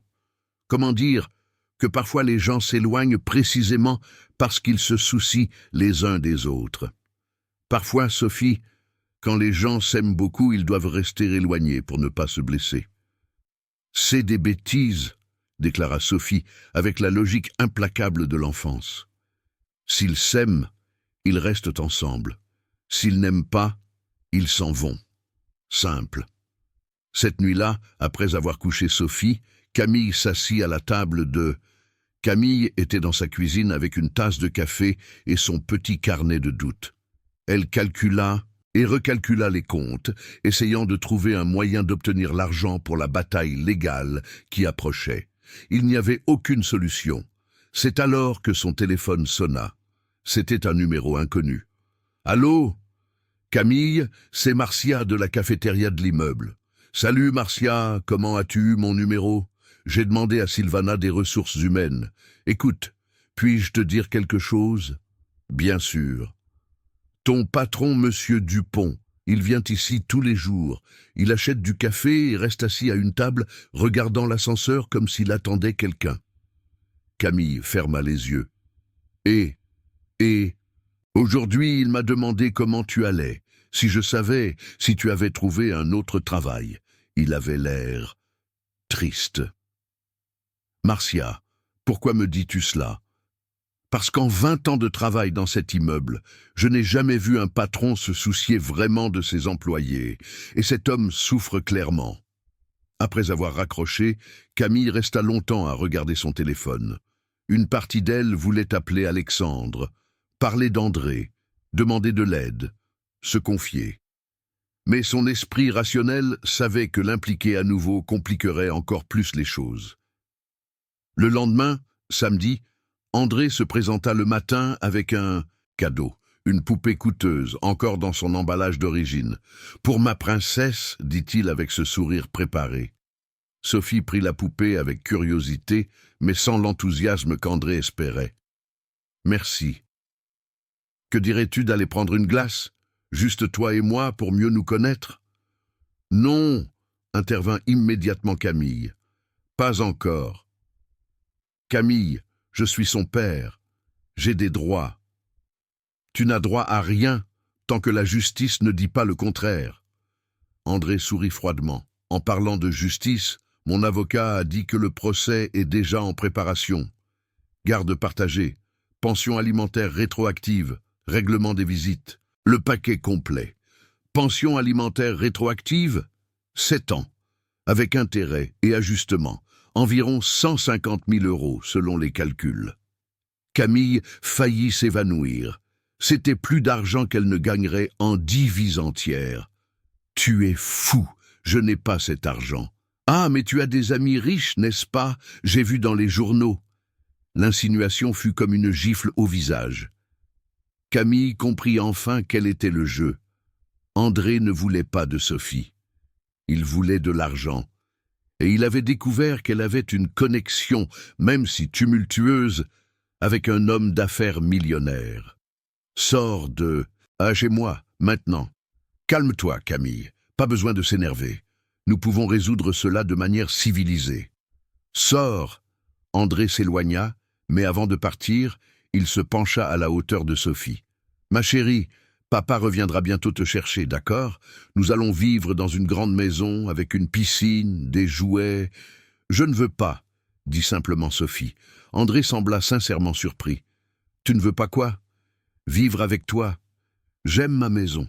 J'aime tante Geneviève, monsieur Jean, mon école, et j'aime ma mère. Mais, ma chérie, papa peut te donner des choses que ta mère ne peut pas. Je ne veux pas de tes choses. » La fermeté dans la voix d'une enfant de 6 ans rendit André clairement mal à l'aise. Il se redressa, lança un regard de colère à Camille et s'en alla. Cet après-midi-là, pendant que Sophie jouait avec les enfants du voisinage, ignorant complètement la poupée coûteuse qu'André avait apportée, Camille prit la décision la plus difficile de sa vie. Elle prit le téléphone et composa un numéro qu'elle connaissait par cœur, mais qu'elle n'avait pas appelé depuis des semaines. « Alexandre, c'est moi, Camille, nous devons parler. » De l'autre côté de la ligne, le soulagement dans sa voix était palpable. « Camille, où veux-tu que nous nous rencontrions ?»« Ici, chez moi, ce soir, après que Sophie se soit endormie. »« Et Alexandre ?»« Oui. »« Viens préparer à entendre quelques vérités que tu n'aimeras pas. » Ce soir-là, lorsqu'Alexandre se gara dans la rue familière de Montmartre, il savait que sa vie était sur le point de changer à nouveau. Mais cette fois, il était déterminé à faire les bons choix, même si cela signifiait sacrifier tout ce qu'il avait construit, parce qu'il avait enfin compris la différence entre un prix et valeur, et Camille et Sophie valaient plus que tout l'argent du monde.